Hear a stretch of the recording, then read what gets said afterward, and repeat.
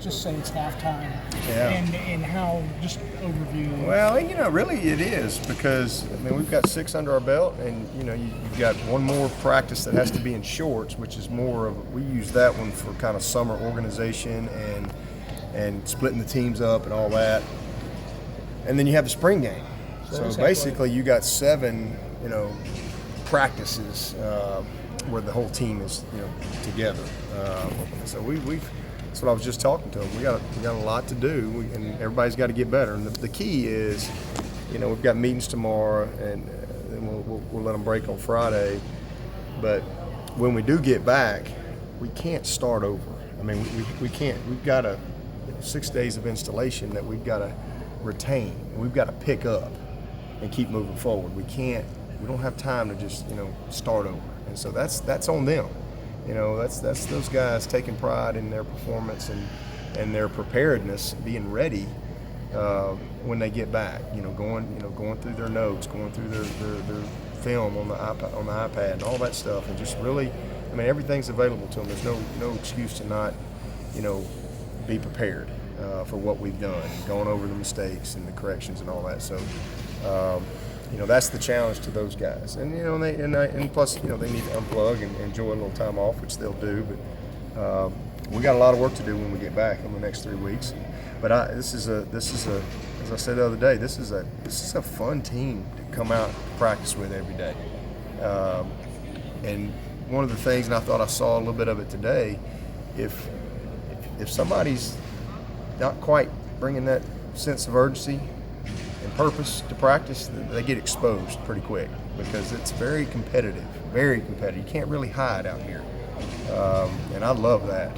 And I thought we had a little bit of that today with our secondary. A couple of guys just a little lethargic, and wideouts had probably their best day of the spring.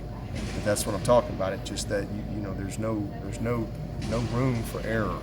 And it's that way at every position, just really good competition day in and day out. And, that's going to make us better. Anytime you have that type of sense of urgency in practice, you can't help but improve. Beyond McKenzie, who are your next 2 corners, regardless of which side? We're repping all those guys. I'm really pleased with Ryan Carter and what he's done. I think he's really stepped up these first 6 days, and Baker's done some good things. Really pleased with him. He's gotten some good work. Marcus is still coming. We really like Chalmers. We think he's going to be an outstanding player.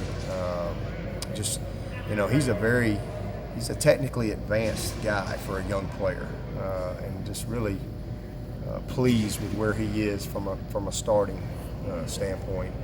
But that's a very, very competitive group right there. All of them taking pride in their performance. I know he's further down the line, a reserve maybe, but just a question: Dane Rogers, is he tackling? We've been repping him. He's one of those guys, a little bit like Randy Moore was several years ago, that probably will have his hand in both over his career. But right now we're working him at inside, playing him down in the D tackle. If you can play the nose, you can play the nose and the 3 technique. But right now that's where we have him, and I think that's the best spot for him with our personnel. Where are you at quarterback? Well, I can't say enough good things about Nick Schuessler.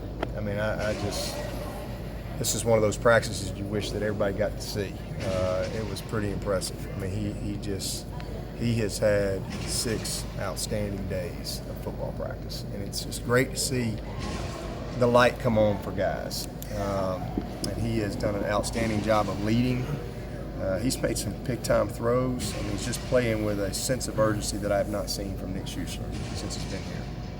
He's playing with a confidence that I have not seen since he's been here. And as a result of that, he's playing faster and more decisive and accurate. And just really, really encouraged with Nick. This has been great to see him just blossom like he's doing right now, and just taking it and running with it. And then those 2 young guys, they just keep getting better every day. Both of them, are doing good things. They're absorbing it well. This break will be good for them because both of them are the kind of guys that will kind of go back and be further along when they get back because they you know, it's important to them. But you know, pleased with both of them. I know I'm asking you to look way into the future, but would it be better for everybody involved if Nick was to just claim that job and you say, well, we're only going to play 2 quarterbacks next year and let those 2 guys, or? We're gonna get we're gonna line them up.